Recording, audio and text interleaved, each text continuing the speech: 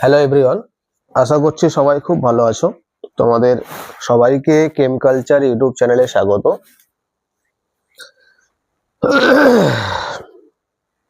আমি তোমাদের chemistry Khairul sir. একদম ক্লাস 12টা দায়িত্ব আমি নিয়েছি। 11ও ভেবেছিলাম যে শেষ করব, তো আশা করি শেষ হবে। তবে তাদের জন্য ওয়ান শট যে ক্লাসগুলো হয় সেরকম ক্লাসই আমাকে দিতে হবে, হ্যাঁ, বা হয়তো একটা চ্যাপ্টার দুটো ক্লাসের মধ্যে আপাতত করাতে হবে, একটু বেশি লেন্দি সময় নিয়ে, বা সাজেস্টিভ টাইপও করালে হতে পারে। তো 11টা একটু চাপ কম, তাদের ইম্পর্টেন্ট কম বলবো না, চাপটা কম, এই জন্য ওদের কথাটা একটু কম ভাবছি। ক্লাস 12টাকে বেশি ভাবতে হচ্ছে। ক্লাস 11ও আমি কিন্তু করাবো, হ্যাঁ, কন্টিনিউ যখন কথা দিয়েছি করাবো, তো এর মধ্যে আশা করছি করিয়ে দেবো। ক্লাস 12টাকে শেষ করে দিই। যাই হোক, তোমরা যারা আমার চ্যানেলে নতুন তারা অবশ্যই চ্যানেলটিকে সাবস্ক্রাইব করবে এবং পাশে থাকা বেল আইকনটিকে প্রেস করবে, যাতে নতুন নতুন নোটিফিকেশন যাওয়া মাত্র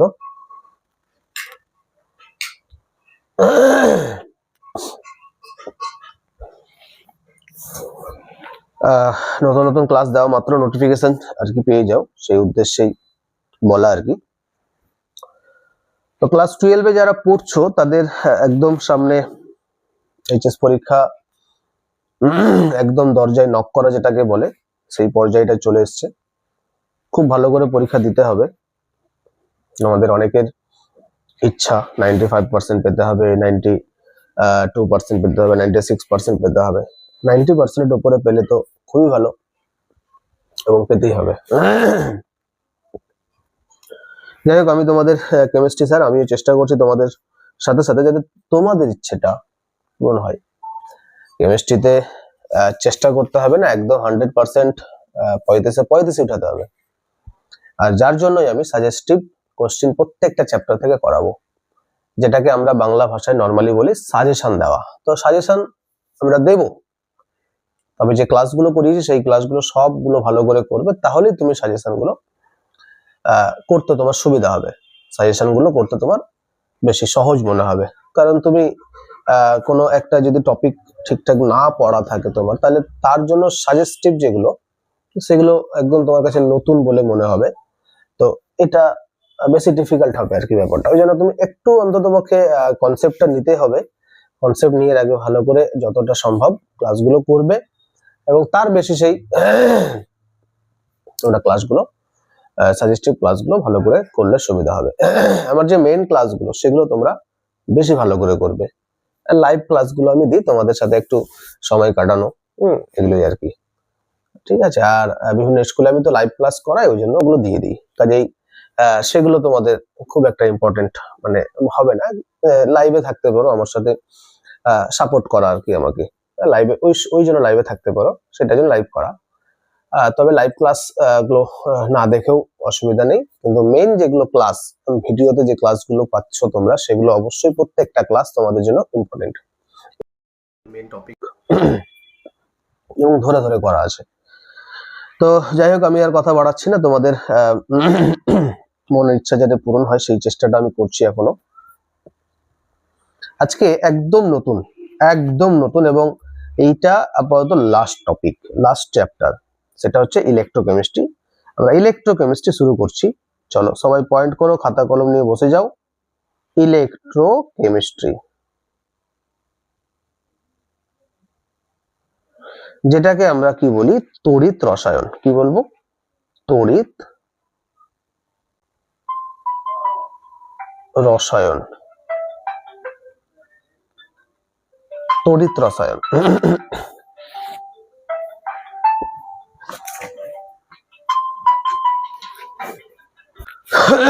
তড়িৎ রসায়ন অ্যাকচুয়ালি এই চ্যাপ্টারটা আমাদের কি দেবে? এই চ্যাপ্টারটা আমাদের যেটা দেয়, তড়িৎ সংক্রান্ত বিভিন্ন কেমিস্ট্রি আর কি, তড়িৎ সংক্রান্ত বিভিন্ন কেমিস্ট্রি, সেটা তড়িৎ রসায়ন। এবং এই তড়িৎ রসায়নে আমরা নতুন যেগুলো জানতে পারবো, যে বিভিন্ন রকমের ব্যাটারি কোষ, তড়িৎ শক্তি এবং রাসায়নিক শক্তির এক মানে রূপান্তর আর কি, সেই রূপান্তর সংক্রান্ত যে সায়েন্স সেটাই হচ্ছে তড়িৎ রসায়ন। কি কি বললাম? ইলেকট্রিক্যাল এনার্জি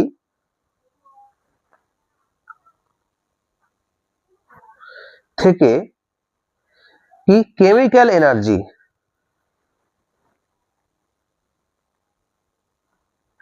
আবার কেমিক্যাল এনার্জি থেকে ইলেকট্রিক্যাল এনার্জি কিভাবে কনভার্ট হয়, ট্রান্সফার এক জায়গা থেকে আরেক জায়গায় হয়, এইটার সায়েন্সই হচ্ছে বা এটার লজিক যেটা আমাদের শেখায় সেটাই হচ্ছে ইলেকট্রোকেমিস্ট্রি। ঠিক আছে না? অসুবিধা হলো বুঝতে? আশা করছি না। ইলেকট্রিক্যাল এনার্জি তড়িৎ শক্তি, এটা কি তড়িৎ শক্তি কি করে কেমিক্যাল রাসায়নিক শক্তিতে যায়, আবার রাসায়নিক শক্তি কি করে তড়িৎ শক্তিতে রূপান্তরিত হয়, সেই ব্যাখ্যাটাই এই চ্যাপ্টারটা আমাদেরকে দেবে। তো এটার জন্য প্রথমত আমাদেরকে জানতে হবে ইলেকট্রোকেমিক্যাল সেল, এইটা সম্পর্কে ইলেকট্রোকেমিক্যাল সেল সম্পর্কে আমাদের একটা গুড আইডিয়া রাখা উচিত বা দরকার। ইলেকট্রোকেমিক্যাল সেলটা কি? যে একটা ব্যবস্থাপনা, এটা একটা কি ব্যবস্থাপনা, যে ব্যবস্থাপনার মাধ্যমে তড়িৎ শক্তিটা ইলেকট্রিক্যাল এনার্জি কেমিক্যাল এনার্জিতে কনভার্ট হয়, আবার ওই যে ব্যবস্থাপনার মাধ্যমে কেমিক্যাল এনার্জিটা ইলেকট্রিক্যাল এনার্জিতে কনভার্ট হয়, এই কেমিক্যাল এনার্জি থেকে ইলেকট্রিক্যাল এনার্জি আর ইলেকট্রিক্যাল এনার্জি থেকে কেমিক্যাল এনার্জিতে যে একটা ব্যবস্থাপনার মাধ্যমে রূপান্তরিত করা হয়, সেই ব্যবস্থাপনাটাকে বলা হয় একটা কোষ ইলেকট্রোকেমিক্যাল সেল বা তড়িৎ রাসায়নিক কোষ। এটাকে বাংলায় কি বলে?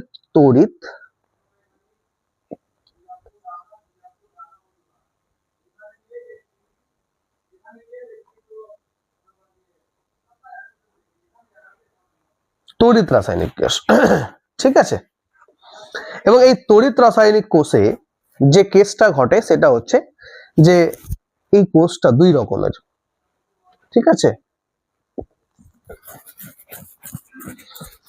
দুই রকমের হয়, একটা হচ্ছে galvanic cell, this cell is two types. One is galvanic cell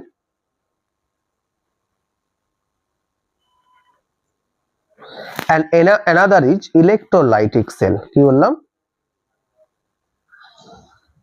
electrolytic cell. কি বললাম বলো তো? ইলেকট্রোকেমিক্যাল সেলটা হচ্ছে গ্যালভ্যানিক সেল, কি দুই রকমের, একটা গ্যালভ্যানিক সেল আর একটা হচ্ছে ইলেকট্রোলাইটিক সেল। গ্যালভ্যানিক সেলটা কি দেখো, আর ইলেকট্রোলাইটিক সেলটা কি? গ্যালভ্যানিক সেলটা হচ্ছে যে কেমিক্যাল এনার্জিটা ইলেকট্রিক্যাল এনার্জিতে কনভার্ট হবে। কি বললাম? গ্যালভ্যানিক সেলটা, এই গ্যালভ্যানিক সেলটা যদি আমরা তোমাদেরকে বলি তাহলে galvanic sell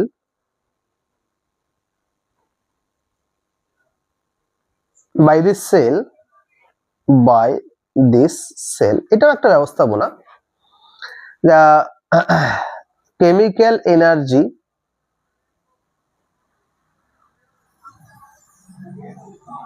converted to electrical energy।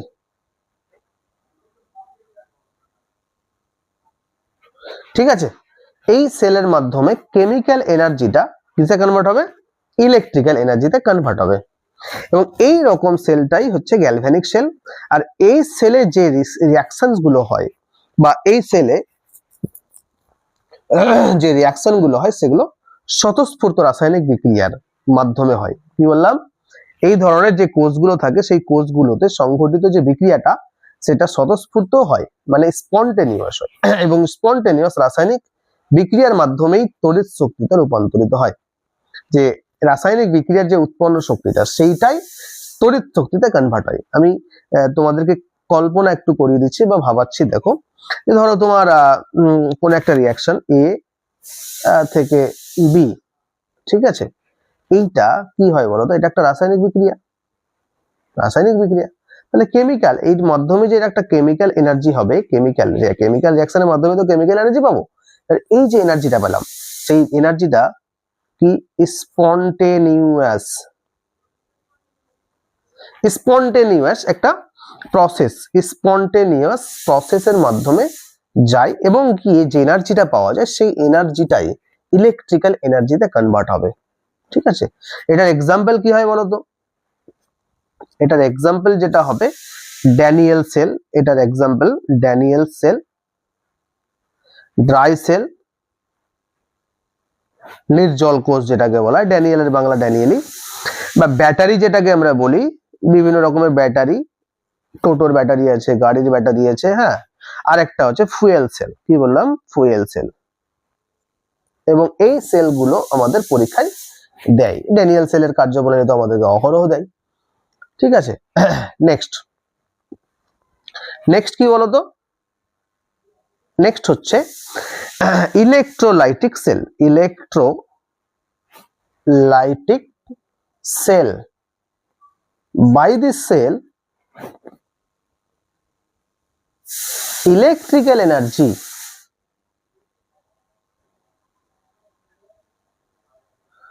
converted to chemical energy। কি বললাম, এই সেলের মাধ্যমে যে ইলেকট্রিক্যাল এনার্জি, সেই ইলেকট্রিক্যাল এনার্জিটা কেমিক্যাল এনার্জিতে মানে রূপান্তরিত হয় এবং এই কোষে যে তড়িৎ শক্তি পাঠানো হয় সেই তড়িৎ শক্তি অস্বতঃস্ফূর্ত রাসায়নিক বিক্রিয়াকে মানে সাপোর্ট করে বা অস্বতঃস্ফূর্ত নন স্পন্টেনিয়াস যে প্রসেস, সেই প্রসেসটার মাধ্যমে এই রিয়াকশনে কেমিক্যাল এনার্জিতে কনভার্ট হয়, মানে ইলেকট্রিক্যাল এনার্জিটা কেমিক্যাল এনার্জিতে কনভার্ট হয়। তার মানে এই প্রসেসটা কি হয় বলতো, নন স্পন্টেনিয়াস,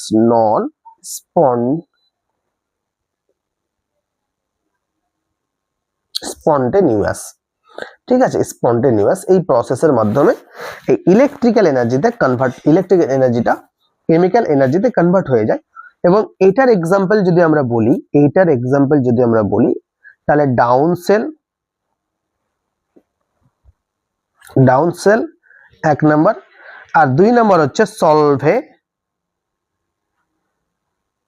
কেলনার সেল, এইটা একটা, আর একটা ডাউন সেল। ঠিক আছে, তাহলে আশা করছি দুটো সেল সম্পর্কে আমরা একটা গুড আইডিয়া পেলাম। ওকে,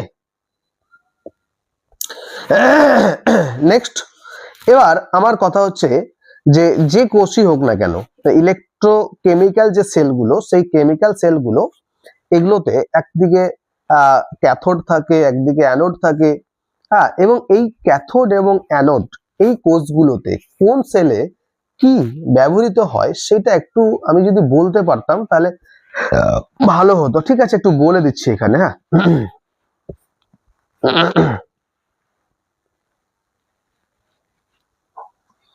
দেখো গ্যালভ্যানিক সেলে অ্যানোড আর ক্যাথোড, অ্যানোডটা হচ্ছে নেগেটিভ চার্জড, আর এইটা ক্যাথোড হচ্ছে কি পজিটিভ চার্জ। তাহলে একবার ক্লিয়ার করে নাও তোমরা, গ্যালভ্যানিক সেলে দুটো নেওয়া হয়, একটা ক্যাথোড নেওয়া হয় আর একটা অ্যানোড নেওয়া হয়, এবং ক্যাথোডটাকে পজিটিভ চার্জ স্পিসিস ভাবা হয় বা ধরা হয়, আর অ্যানোডটা হচ্ছে নেগেটিভ চার্জ স্পিসিস। এবং এই যে অ্যানোড এবং ক্যাথোড এই পাত্রে কি হয়, আলাদা আলাদা হয়। ঠিক আছে, অ্যানোড এবং ক্যাথোড দুটো আলাদা আলাদা হয়, এই পাত্র দুটো আলাদা আলাদা হয়, এগুলো তো প্লেট, এগুলো আলাদা আলাদা হয়। এবং এই কোষে সল্ট ব্রিজ ব্যবহার করা হয়। হ্যাঁ, সল্ট ব্রিজ মানে গ্যালভ্যানিক সেলে কি ব্যবহার করা হয়, সল্ট ব্রিজ ব্যবহার করা হয়। কেন ব্যবহার করা হয় তার কারণটা আমরা একটু পরে জানবো, ডিটেলসে মেকানিজম সহ সুন্দর করে জানতে পারবো। ইলেকট্রোলাইটিক সেলে ঠিক একটু উল্টোটা, অ্যানোডটাকে ধরা হয় পজিটিভ ইলেকট্রোড, আর ক্যাথোডটাকে ধরা হয় নেগেটিভ ইলেকট্রোড। ঠিক আছে, ক্যাথোড এবং অ্যানোডটাকে আলাদা আলাদা, মানে ওই গ্যালভ্যানিক শেলের থেকে একটু আলাদা। এবং এই সেলে, এই যে ইলেকট্রোলাইটিক সেলে একটা পাত্রেই ক্যাথোড এবং অ্যানোডকে রাখা হয়। ব্যাপারটা কিরকম, গ্যালভ্যানিক শেলে যেমন ধরো আমরা যদি একটু বলি একই পাত্রে আর আলাদা পাত্রের ব্যাপারটা গিয়ে আমরা একটু চেঞ্জ করে দিচ্ছি, দেখাচ্ছি তোমাকে। এখানে এটা তো গ্যালভ্যানিক সেল না, দেখো গ্যালভ্যানিক সেলে এই যে কেসটা, মানে এইরকম ভাবে দুটো পাত্র নেওয়া হয়, এরকম দুটো পাত্র নেওয়া হয়, এইরকম দুটো পাত্র নেওয়া হয়, দিয়ে একটা পাত্রে ক্যাথোড নিলে অপর পাত্রে অ্যানোড নেব, এই পাত্রে অ্যানোড নিলে এই পাত্রে ক্যাথোড নেব, দিয়ে এদের মধ্যে কানেকশন করা হয়। অ্যাকচুয়ালি এইখানেই এটাকেই বলা হচ্ছে দুটি আলাদা পাত্রে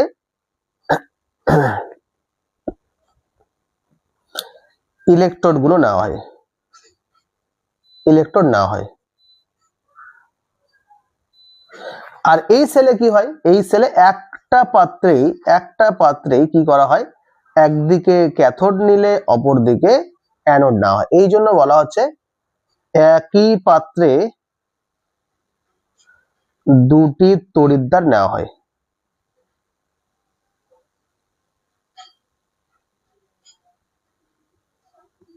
একই পাত্রে দুটো তড়িৎদ্বার নেওয়া হয় এবং এদের মধ্যে তড়িৎ সংযোগ ঘটানো হয়। আশা করছি ক্লিয়ার হয়েছে। আর একই পাত্রে নেওয়া হয় বলে এই সেল বা এই কোষে লবণ সেতু ব্যবহৃত হয় না। বুঝতে পারছো, এই যে নেওয়া হয় লবণ সেতু ব্যবহৃত এই সেলে হয় না। তা আশা করছি বুঝতে পারলে। ঠিক আছে, এবার আমাকে একটু জানতে হবে যে এই যে তড়িৎ রাসায়নিক কোষ যেগুলো বা গ্যালভ্যানিক এবং তার সাথে সাথে তড়িৎ বিশ্লেষণ বা ইলেকট্রোলাইটিক যে সেলগুলো, সেই সেলগুলোতে যে প্রসেসটা কাজে লাগে, হ্যাঁ, সেটা হচ্ছে একদিকে অক্সিডেশন ঘটে আর একদিকে রিডাকশন ঘটে। কি বললাম, একদিকে অক্সিডেশন ঘটে আর একদিকে রিডাকশন। একদিক বলতে একটা তড়িৎদ্বারে যদি অক্সিডেশন হয় তাহলে অপর তড়িৎদ্বারে কি ঘটবে, রিডাকশন ঘটবে।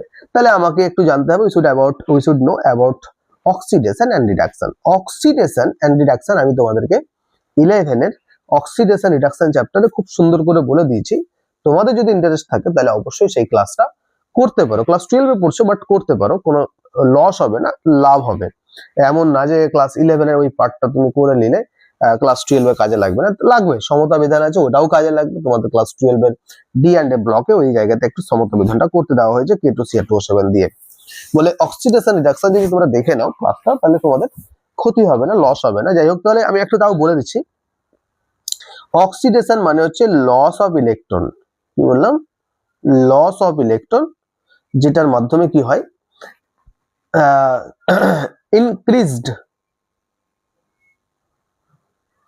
increased the oxidation number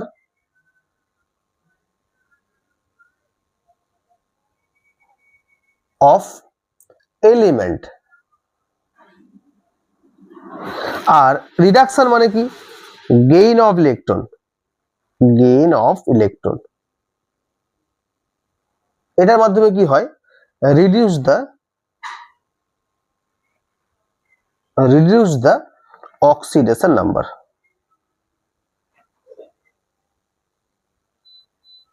reduce the oxidation number. ঠিক আছে, তো এখানে কি রকম দেখো, ধরো এই Na থেকে আমরা যদি একটা ইলেকট্রন ছেড়ে দিই তাহলে কিসে কনভার্ট হয় বলো তো, Na প্লাসে কনভার্ট হয়।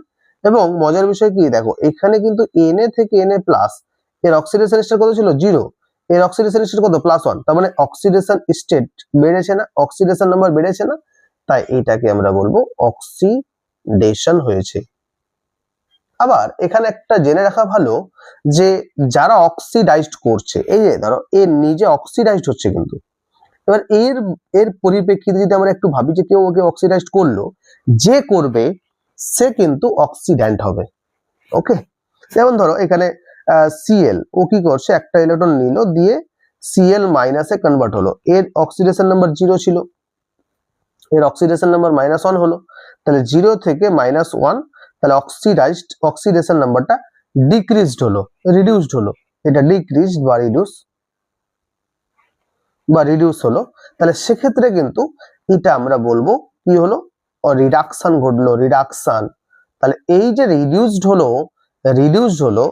এ কিন্তু নিজে রিডিউসড হলো, তাহলে এ কে কেউ রিডিউসড করছে, যে করবে সে রিডাক্ট্যান্ট। ওকে, আমরা খুব সিম্পল একটা এক্সাম্পল যদি বলে দিই, ধরো এ প্লাস বি রিয়াকশন করলো, দিয়ে এ হলো পজিটিভ আর বি হলো কি নেগেটিভ। তাহলে একটু এখানে ক্লিয়ার করে নাও, এ থেকে এ পজিটিভ হলো, তাহলে অক্সিডাইজড হলো, তার মানে অক্সিডেশন ঘটেছে এখানে। বি থেকে বি মাইনাস হয়েছে, তার মানে রিডাকশন ঘটেছে। এবার একটু ভালো করে ভাবো যে এ অক্সিডাইজড হয়েছে আর বি রিডিউসড হয়েছে, তাহলে এ কে অক্সিডাইজড করলো কে? নিশ্চয়ই বি।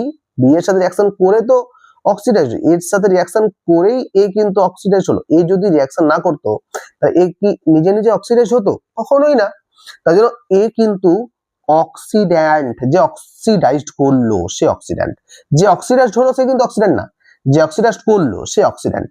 তাহলে বি হলো অক্সিড্যান্ট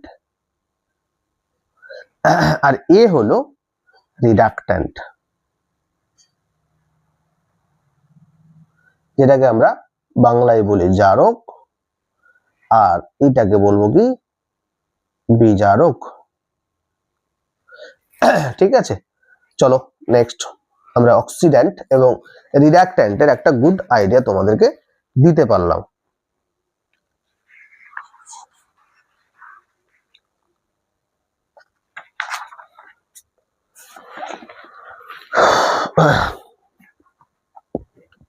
আচ্ছা, এবার আমরা যেটা জানবো সেটা হচ্ছে তোমাদের যেটা চ্যাপ্টারে এই সিলেবাসে রয়েছে, সেটা হচ্ছে লবণ সেতুর কার্যপ্রণালী। ঠিক আছে, সরি কি বলে, ড্যানিয়েল সেলের কার্যপ্রণালী।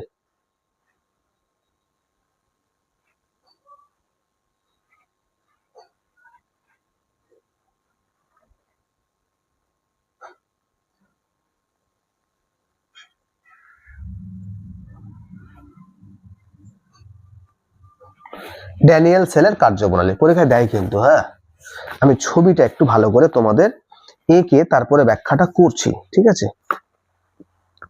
ছবিটা এঁকে নি।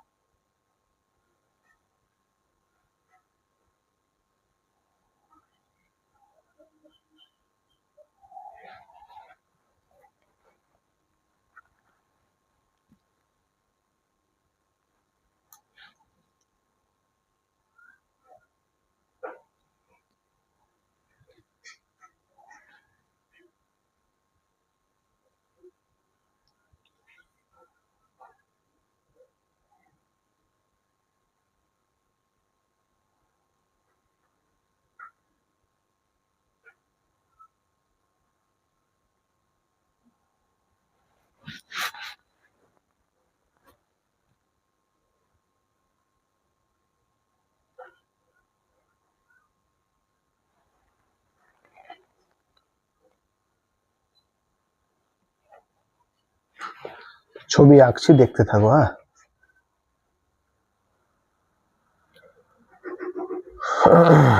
তাহলে আমি দুটো এরকম ছবি পাত্র আঁকলাম, যে পাত্রটিতে বোঝালাম একটা সলিউশন, নীল কালারটা হচ্ছে সলিউশন। এবার এই দুটো কানেক্ট করা আছে।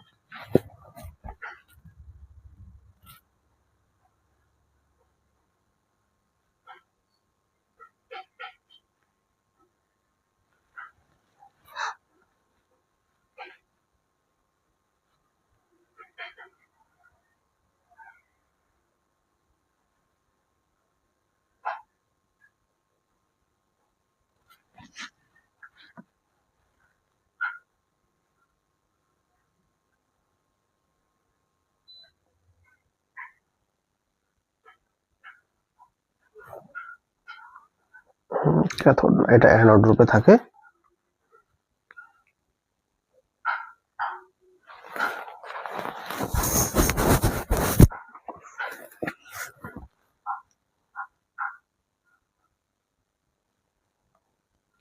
ওয়ান মোলার ZnSO4 নেওয়া আছে সলিউশনটা, আর এইটাতে নেওয়া আছে 1 মোলার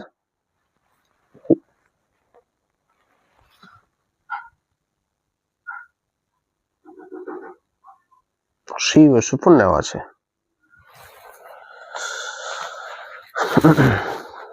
আচ্ছা, তাহলে ভোল্টামিটার সব ওকে। এইটা মাইনাস হিসাবে আছে, মাইনাস রড, আর এটা প্লাস রড হিসাবে আছে। আচ্ছা, আর কিছু এইটা ঠিক আছে, অসুবিধা নেই।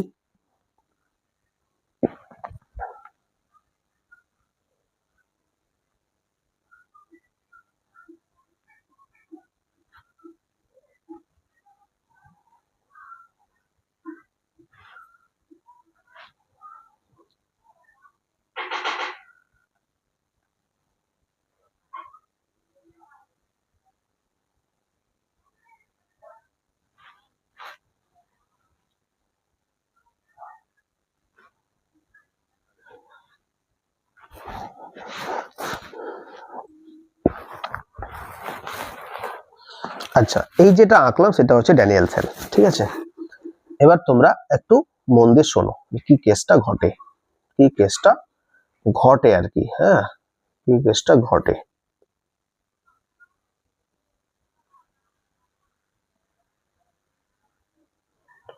কোন কালারটা ইউজ করব আমি?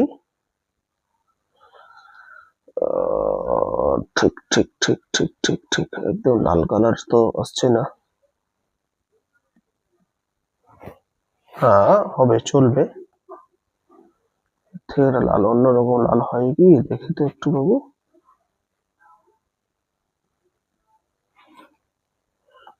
চকচকে লাল হয়, এটা আসছে না কেন একদম। এটা দেখি। আচ্ছা ঠিক আছে, দেখো কেসটা কি হয় দেখো। ড্যানিয়েল সেল এটা অবশ্যই এক প্রকারের গ্যালভ্যানিক সেল, ঠিক আছে। লাল সেল একটু চোখে লাগছে না বলো, লাল সেলটা না করে হলুদ সেলটা, হলুদটা। ঠিক আছে, দেখো ভালো করে শুনে নাও। গ্যালভ্যানিক সেল, এটা একটা গ্যালভ্যানিক সেল, অবশ্যই গ্যালভ্যানিক সেল। এই সেলে কি হয় যে কেমিক্যাল এনার্জিটা ইলেকট্রিক্যাল এনার্জিতে কনভার্ট হয়। এই যে আমরা বললাম গ্যালভ্যানিক সেলে কি হয়, কেমিক্যাল এনার্জিটা ইলেকট্রিক্যাল এনার্জিতে কনভার্ট হয়। তাহলে ওইটা আমরা করতে চলেছি ড্যানিয়েল সেলের কার্যপ্রণালীতে। তো ড্যানিয়েল সেলে যেটা কেসটা হয় তার আগে আমি একটু লিখে রেখে দিই। এই সেলে যেটা এগুলো আছে সেটা ZnSO4 গুলো আছে, Zn2 প্লাস প্লাস SO4 2 মাইনাসে ভেঙে আছে অলরেডি এই সলিউশনের মধ্যে। এখানেও CuSO4 নেওয়া আছে, মানে Cu2 প্লাস আর SO4 2 মাইনাসে অলরেডি ভেঙে আছে। একটু মন দিয়ে শুনবে কিন্তু। তাহলে সলিউশনের মধ্যে অলরেডি Cu2 প্লাস আর SO4 2 মাইনাস আছে, অনেকগুলো আছে, আমি একটা করে লিখে রাখলাম। এখানেও তাই, এখানে Zn2 প্লাস আর SO4 2 মাইনাস অলরেডি সলিউশনে আছে, অনেকগুলো করে আছে। এটা Zn2 প্লাস, এটা SO4 2 মাইনাস। এখানে ঘিরে রেখে দিই যে Cu2 প্লাস আর SO4 2 মাইনাস সলিউশনে অনেকগুলো করে আছে।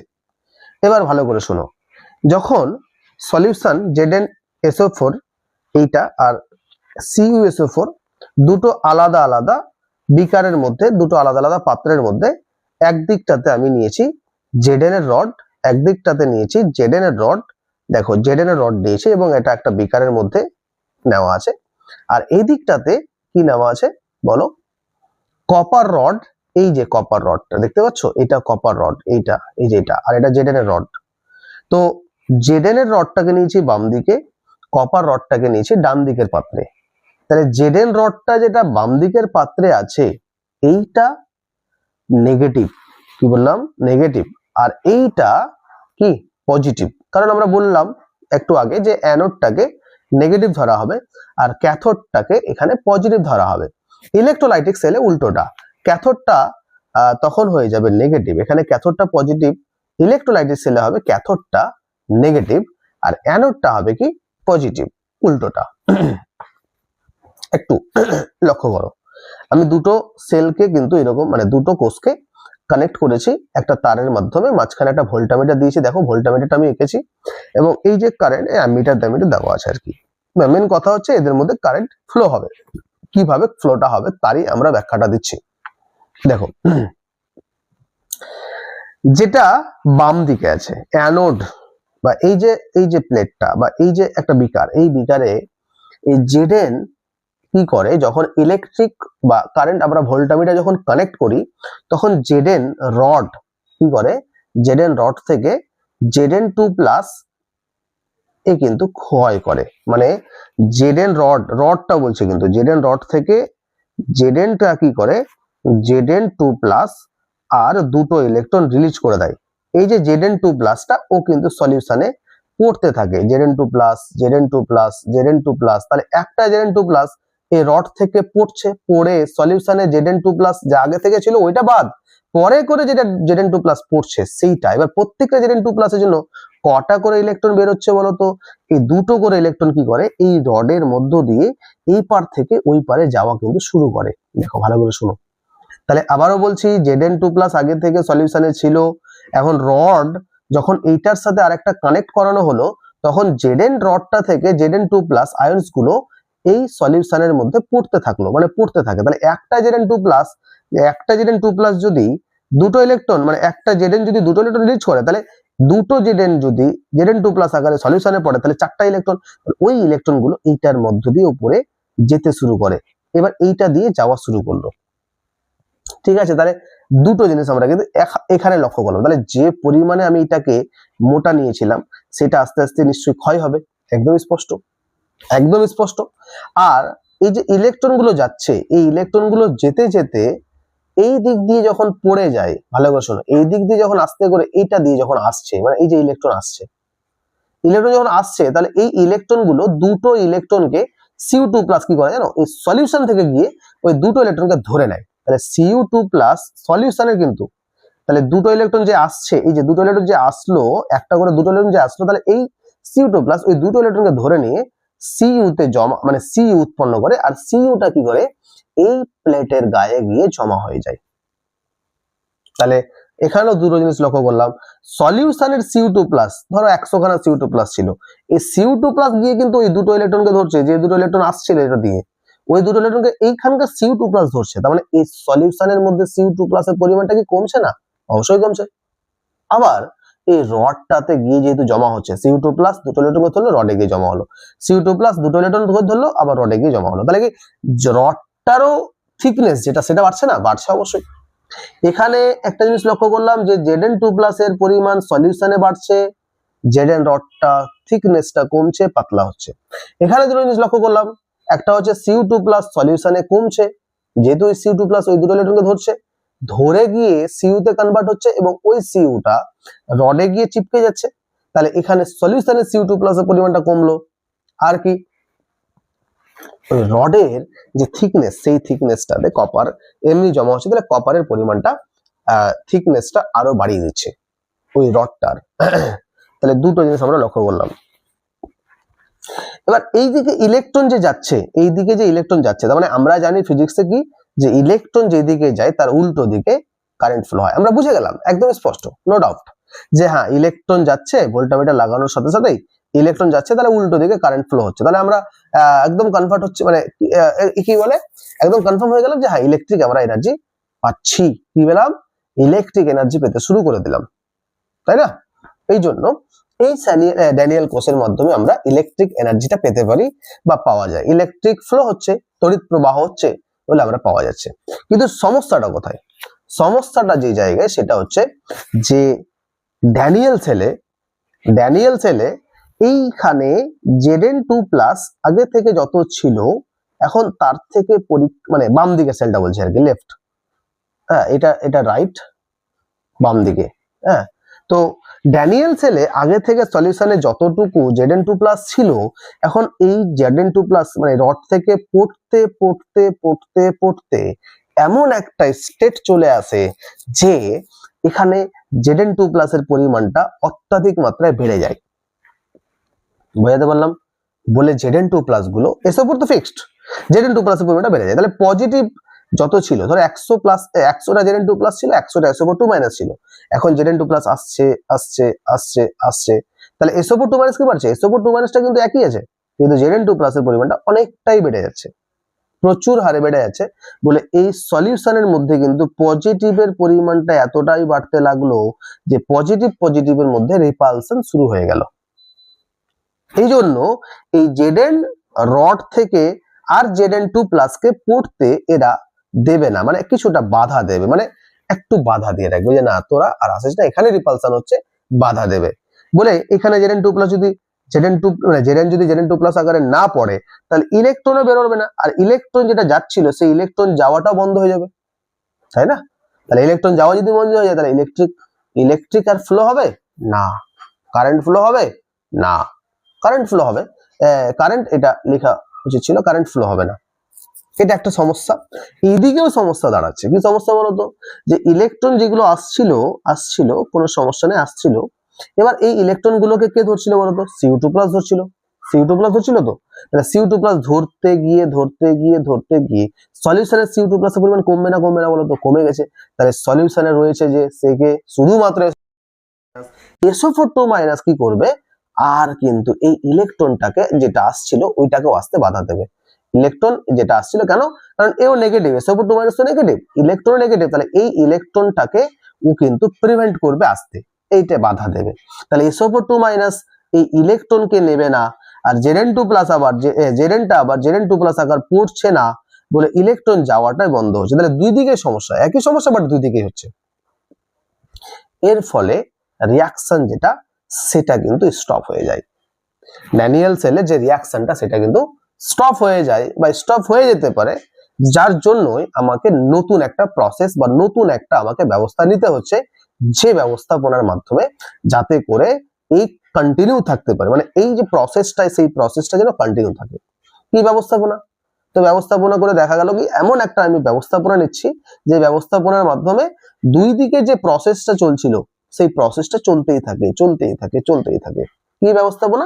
তার জন্যই না হলো সল্ট ব্রিজ, এমন একটা ব্রিজ নেওয়া হলো। এই যে এমন একটা ব্রিজ নেওয়া হলো যে ব্রিজটার মাধ্যমে এরকম ভাবে দুটোর মধ্যে কানেকশন করা হলো এবং এই ব্রিজটার মাধ্যমে এমন কিছু একটা ব্যবস্থাপনা করা হলো যে ব্যবস্থার মাধ্যমে এই প্রসেসটা আবার যেরকম চলছিল সেই রকমই চলতে থাকে বা চলছে।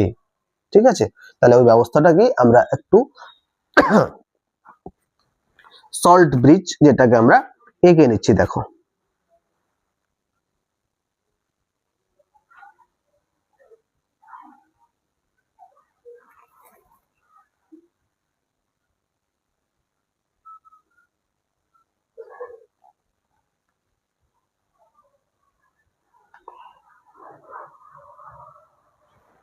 আচ্ছা, যেটা বলার সেটা হচ্ছে যে এটা সল্ট ব্রিজ নিলাম, বাট এটা অনেকটা মানে নিমজ্জিত থাকবে। হ্যাঁ, মানে প্রায় অনেকটা নিমজ্জিত থাকবে, আমি হালকা নিমজ্জিত করে দেখিয়ে দিলাম। তা এখানে আমরা যে জিনিসটাকে নেব সেটা হচ্ছে এমন এমন রিয়াজেন্ট নিতে হবে যে রিয়াজেন্টটা ক্যাটাইন এবং অ্যানায়নে ভাঙবে এবং ক্যাটাইন এবং অ্যানায়নের গতিবেগ সমান হবে। ওটা পরে বলছি না হয়। তাহলে এইখানে কে প্লাস আর কি সিএল মাইনাসে ভাঙলো, সলিউশনে যেটা কে প্লাস সে কোন দিকে যাবে এবং সিএল মাইনাসটা কোন দিকে যাবে সেই জিনিসটা একটু দেখে নাও। যে সিএল, এই সিএলটা KCl আমরা নিলাম, একটা ব্যবহার করলাম লবণ সেতুতে KCl একটা মানে পদার্থ হিসেবে ব্যবহার করা হয়। Cl মাইনাস নেগেটিভ, নেগেটিভটা কি করে বাম দিকে সল্ট ব্রিজের মাধ্যমে সলিউশনে বাম দিকের সলিউশনে চলে আসলে Cl মাইনাস এই Zn2 প্লাসকে ধরে নেবে, দিয়ে ZnCl2 উৎপন্ন করে সেইটা নিচে থিতিয়ে পড়ে যাবে। বলে সলিউশনে Zn2 প্লাসের পরিমাণটা কিছুটা হলেও কমবে।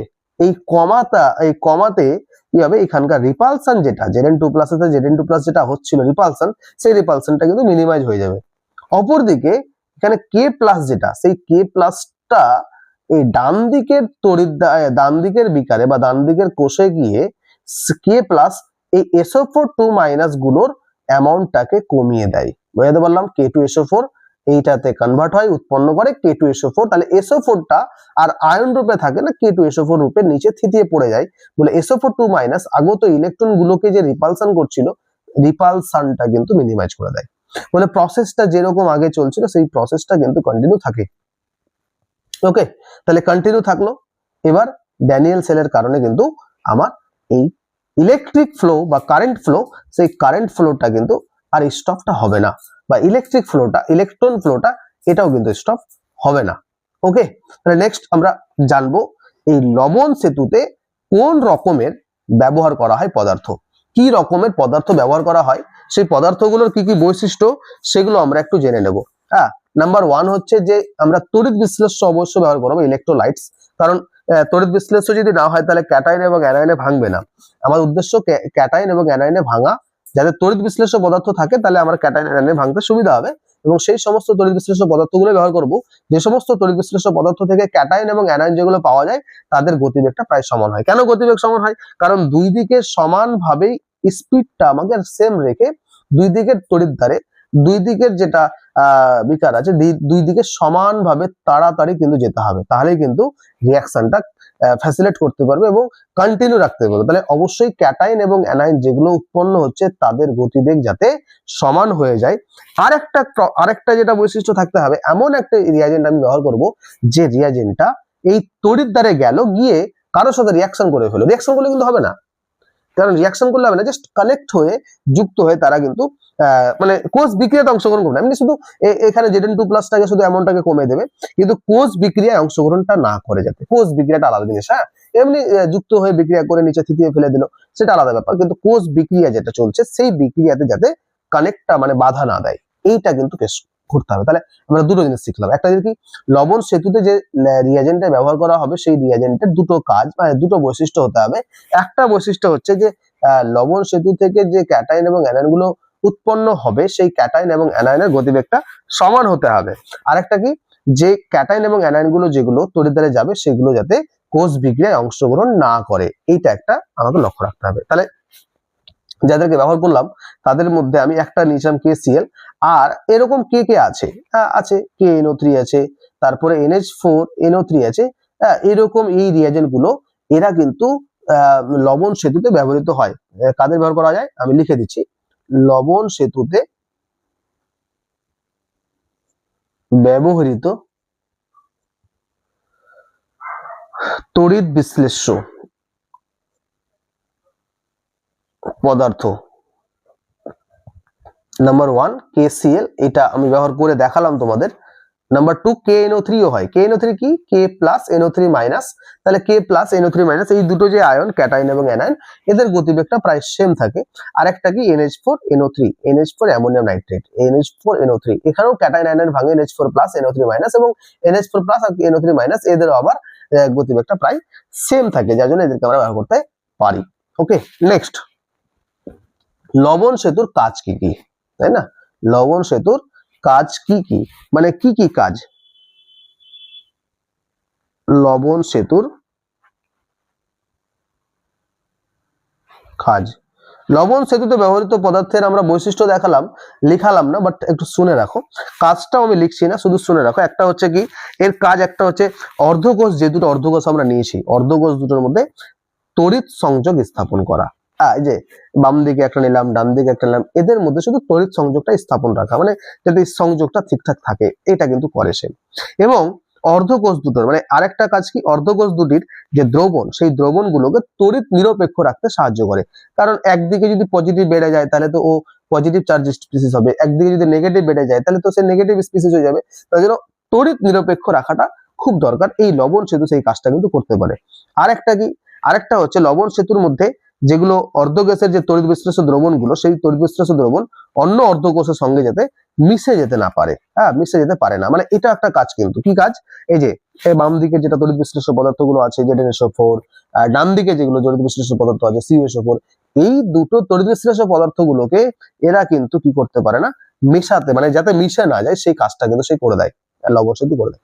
এই জন্য লবণ সেতুগুলোকে আমরা ব্যবহার করে থাকি, এই রকম পদার্থগুলোকে আমরা ব্যবহার করে থাকি। অনেক সময় পরীক্ষায় দেয় লবণ সেতু কাকে বলে, লবণ সেতুর 3 নম্বর কাজ। তাহলে আমি আরেকবার বলছি কাজটা, প্রথম কাজটা কি বলতো, প্রথম কাজ হচ্ছে যে অর্ধকোষ দুটির মধ্যে সংযোগ স্থাপন করা, দ্বিতীয় কাজ হচ্ছে যে তাদের মধ্যে তড়িৎ নিরপেক্ষ রাখা সাহায্য করা, আর তৃতীয় কাজ হচ্ছে কি, যে অর্ধকোষ দুটোর মধ্যে যে তড়িৎ বিশ্লেষ্য পদার্থগুলো রয়েছে সেই তড়িৎ বিশ্লেষ্য পদার্থগুলোর মানে পদার্থগুলো যাতে একে অপরের মধ্যে মিশে না যায় সেই ব্যাপারটা তারা খেয়াল রাখে, মানে এই লবণ সেতুগুলো কাজে মানে খেয়াল রাখে। আর একটা কি, লবণ সেতুর সংজ্ঞা, পরীক্ষায় সরাসরি দেয় লবণ সেতুর সংজ্ঞা, লবণ সেতুর সংজ্ঞাটা দেয়।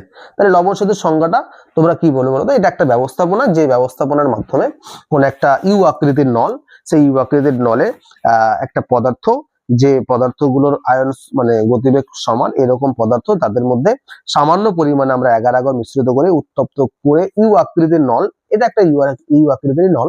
তাহলে ইউ আকৃতির নলের মধ্যে কি বললাম, এমন এক কিছু পদার্থ নিলাম যাদের গতিবেগ সেম, তাদের মধ্যে সামান্য কিছু এগার আগর মিশ্রিত করে ইউ আকৃতির নলের মধ্যে ঢেলে সেটাকে আবার ঠান্ডা করে শীতল করলে আর কি দ্রবণটা জমে যায়, আর এই সিস্টেমটাকেই বলা হয় লবণ সেতু। এটা একটা সংজ্ঞা বীজের মতো করে দিয়ে দেবে। লবণ সেতুর সংজ্ঞা দেয় অনেক সময়, লবণ সেতুর কাজ দেয়, আর লবণ সেতুতে যেগুলো পদার্থ ব্যবহৃত হয় তাদের বৈশিষ্ট্য দেয় এবং তাদের উদাহরণও দিতে পারে। তাহলে এই হচ্ছে আমাদের কেস। এবার আমরা চলে আসি মেন একটা টপিকে। কি টপিক জানো, ব্যাপার হচ্ছে যে লবণ সেতু, না সরি কি বললাম যেন, ড্যানিয়েল সেলে যে বাম দিকে যেটা কেসটা ঘটছে আর ডান দিকে যে কেসটা ঘটছে সেই কেসটা কি ঘটছে, মানে অ্যাকচুয়ালি কি হচ্ছে দেখো, ডান দিকে আর বাম দিকে যেটা ঘটছে সেটা হচ্ছে যে বাম দিকে জেডেন রড যেটা অ্যানোড হিসাবে আছে সেইখানে জেডেন থেকে Zn2 প্লাস হচ্ছে, তাই না? আমরা এটা দেখলাম, জেডেন থেকে কি হচ্ছে বলতো, Zn2 প্লাস হচ্ছে। দেখো আমি একটু ছোট করে দিচ্ছি তাহলে তোমাদের সুবিধা হবে বুঝতে আর কি। ঠিক আছে, এটা বড় করে দেখাচ্ছি। দেখো Zn থেকে Zn2+, আচ্ছা দেখো কোথায়, হ্যাঁ Zn, আমি তাহলে এখানে বাম দিকে, ঠিক আছে জায়গাও নাই, এটা মিটাবো, থাক মিটাচ্ছি না, পরে করছি। দেখো Zn, আচ্ছা আমি আরেকবার দেখিয়ে দিচ্ছি। বাম দিকে তড়িৎদ্বারে সংঘটিত বিক্রিয়া, আর আমি একটা করছি ডান দিকের তড়িৎদ্বারে সংঘটিত বিক্রিয়া। বাম দিকে কি হলো বলো তো, Zn রড থেকে Zn2+ হলো আর দুটো ইলেকট্রন নিয়ে নিল, মানে দুটো ইলেকট্রন ছেড়ে দিল। ডান দিকের তড়িৎদ্বারে কি হলো, Cu2+ সলিউশনে ছিল, সে দুটো ইলেকট্রনকে গ্রহণ করলো, যে দুটো ইলেকট্রন আসলো দিয়ে নিজে Cu তে কনভার্ট হলো। দেখো একদম খুব স্পষ্ট। তাহলে বাম দিকে Zn থেকে Zn2+ হলো, এইটা জারণ হলো না, দেখো তো অক্সিডাইজড হয়েছে, অক্সিডাইজড হয়েছে। তাহলে বাম দিকের তড়িৎদ্বারে কি ঘটে, অক্সিডেশন ঘটছে। আর এখানে Cu2+, স্টেটে ছিল আর এলো 0 স্টেটে, তার মানে অক্সিডাইজড হলো না রিডিউসড হলো, বলো রিডিউসড হলো না, রিডিউসড। তাহলে ডান দিকে রিডাকশন ঘটছে না, ডান দিকে রিডাকশন ঘটছে। তাহলে এই জন্য এইটাকে বলা হয় অর্ধ জারণ। কি বলা হয়, অর্ধ জারণ। আর এইটাকে বলা হয় অর্ধ বিজারণ। ওকে, রিডাকশন। এবার অর্ধ জারণ আর অর্ধ বিজারণ এই দুটোকে যদি আমরা যোগ করে দিই তাহলে কি হবে বলো, তাহলে ফুল রিডাক্ট, মানে রেডক্স রিঅ্যাকশন হয়ে যাবে। দেখো তাহলে জারণ এবং বিজারণ যদি একসঙ্গে ঘটে, জারণ প্লাস বিজারণ যদি কোনো প্রসেসে একসঙ্গে ঘটে, তাহলে সেইটাকে আবার কি বলা হয় তোমরা জানো, রেডক্স রিঅ্যাকশন বলা হয়। কি বলা হয়, রেডক্স রিঅ্যাকশন। তাহলে Zn থেকে Zn2+ প্লাস 2 ইলেকট্রন, আবার এই দিকে যেটা ঘটছে Cu2+ প্লাস 2 ইলেকট্রন দিয়ে Cu তে কনভার্ট হচ্ছে, এই দুটোকে যদি আমি যোগ করে দিই তাহলে কি পাবো জানো, Zn প্লাস Cu2+, এইটা Zn2+ এ কনভার্ট হচ্ছে প্লাস Cu তে কনভার্ট হচ্ছে। তাহলে দুটো ইলেকট্রন এদিকে আর ওইদিকে দুটো ইলেকট্রন কেটে গেল, ফলে ফুল যেটা ফুল সেল যে রিঅ্যাকশন, এই রিঅ্যাকশনটা হচ্ছে এইটা, যেটা আমরা ব্লকে লিখলাম। দেখো এইটা তাহলে হাফ সেল রিঅ্যাকশন, কিন্তু অবশ্যই এই রিঅ্যাকশনটা হচ্ছে হাফ সেল রিঅ্যাকশন। এটাও হাফ সেল রিঅ্যাকশন না, এটাও half cell reaction, half cell reaction. এটা হাফ সেল রিঅ্যাকশনটা কি, অক্সিডেশন, আর এই হাফ সেল রিঅ্যাকশনটা হচ্ছে রিডাকশন। আর যেটা ব্লকে লিখেছি না, দেখো আমি লিখছি এখনই, এইটা হচ্ছে ফুল সেল রিঅ্যাকশন, ফুল সেল রিঅ্যাকশন। এটাকে বলা হয় অর্ধকোষ জারণ, এটাকে বলা হয় অর্ধকোষ বিজারণ, আর এইটা যেটা দুটো মিলিয়ে করলাম এইটাকে বলছি ফুল সেল মানে পূর্ণ কোষ বিক্রিয়া আর কি। তো এইটা আমাকে খেয়াল রাখতে হবে। এখন আমি যেটা তোমাদেরকে শর্টকাটে করে দিচ্ছি, যে বাম দিকে কি ঘটছে জারণ, ডান দিকে কি ঘটছে বিজারণ, তাই না, ডান দিকে বিজারণ ঘটছে, বাম দিকে জারণ ঘটছে। ডান দিকে আমি নিয়েছি ক্যাথোড রডকে, বাম দিকে নিয়েছি অ্যানোড রডকে, এবং বাম দিকে অ্যানোড রডটাকে নেগেটিভ ধরেছি, ডান দিকের ক্যাথোড রডটাকে পজিটিভ ধরেছি। এত কিছু মাথায় তোমাদের মনে হয় থাকবে না, তার জন্য আমি একটা ট্রিক্স করে দিচ্ছি, যে বাম দিকের রডটাকে LOAN দিয়ে মনে রাখবে। কি বললাম, LOAN, LO লোন, যেটা আমরা ব্যাংক থেকে বা বিভিন্ন জায়গা থেকে নিই, LOAN লোন ফর, এই যে লোন, L যেটা আছে L ফর লেফট, লেফট সাইডে কি কি থাকে, লেফট সাইডে যা যা থাকে বা যা যা হয়, O ফর অক্সিডেশন। দেখো তাহলে একদম স্পষ্ট হয়ে যাচ্ছে। এবার লেফট সাইডে, এটা একটা ট্রিক্স তোমরা মাথায় রাখবে, যে তাহলে তোমাদের সুবিধা হবে, মানে এত কিছু যা করলাম সেগুলো তোমাদের ধরে রাখতে সুবিধা হবে আর কি।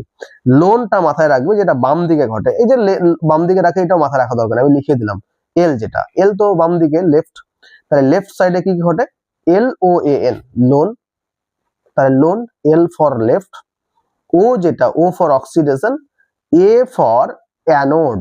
তাহলে লেফট সাইডে কি হয়, অক্সিডেশন হয়, আর অক্সিডেশন কোন প্লেটে হয়, অ্যানোড প্লেটে হয়, তাহলে বুঝে গেলাম।